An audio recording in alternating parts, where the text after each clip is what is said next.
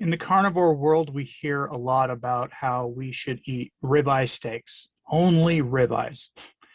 Well, in the summer, that's typically pretty easy when beef prices drop, and especially with other things going on causing beef prices to temporarily drop. The long lines for processing cattle that you might have seen in the news lately, especially if you watched the video I did a couple days ago on that. But most of the time, a ribeye steak in most places is not going to run you $6 a pound. Most of the time, they're going to run you 12, 14, or higher a pound. So I want to talk to you today about the case for lean cuts of beef. Now, let's start with the most basic, obvious thing here. The price of beef is going up, but the cheapest cut of beef you can possibly buy, short of buying soup bones or the trimmed off fat that you have to ask your butcher for, either at the grocery store or your local butcher shop, the cheapest cut you can buy is like 73% lean ground beef. That stuff has a higher fat to protein ratio than any cut of steak, including the delicious ribeye. That having been said, you might pay $3 to $4 a pound for that and get a great deal. Not everybody likes ground beef, myself included. Not everybody can have ground beef either, because some people get histamine responses from ground beef. So what are their other options? This is where lean beef comes in. Typically, the cheapest cuts of beef after ground beef are the lean cuts of beef. It's a weird dichotomy. On the one hand, you have the super fatty, almost too fatty beef for most people. And then on the other hand, you have meat that's so lean, it's often tough to eat. This is things like Walmart's famous Eye of Round steak. I'll have a picture right there of it for you. And that's my go-to example. I paid about $3.99 a pound at Sam's Club for this full roast. And I smoked it like a brisket. I cooked it low and slow. I pulled it at a much lower temperature than you would with a brisket, at about 180 degree internal temperature. But, there's the images you see on the screen show that I got the nice smoke ring, all that stuff. Point being, with Eye of Round, is it's extremely lean. Now, why should you eat lean beef? I'm not making a health claim about lean beef. I'm not going to tell you fat is bad. I'm going to remind you of the easiest thing in the world to do on the carnivore diet, and that's to add animal fat to what you're eating.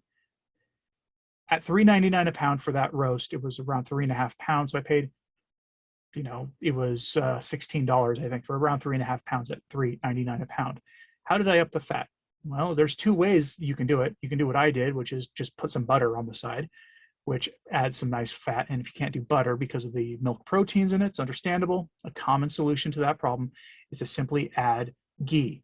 Ghee is clarified butter where the proteins are strained off, but it's still the same thing. And people who often can't do butter can often do dairy, or can often do ghee. The other way you can do it, of course, is to add tallow or fat trimmings. If you hang around in carnivore social media groups at all, you'll inevitably see people who will buy at 50, 60 cents a pound from their butcher just the fat trimmings they would otherwise throw away, or maybe include in their grinds to increase the fat content of their fattier cuts of ground beef. And they'll just buy that stuff and fry it up and eat it. You can do that too. I've never done that, but you can, it's an option.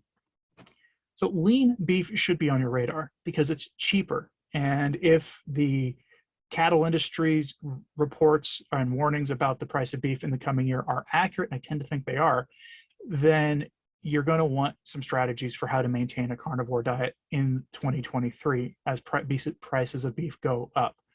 So look for your cheap lean cuts. These are going to be things like the Eye of Round, rump roasts.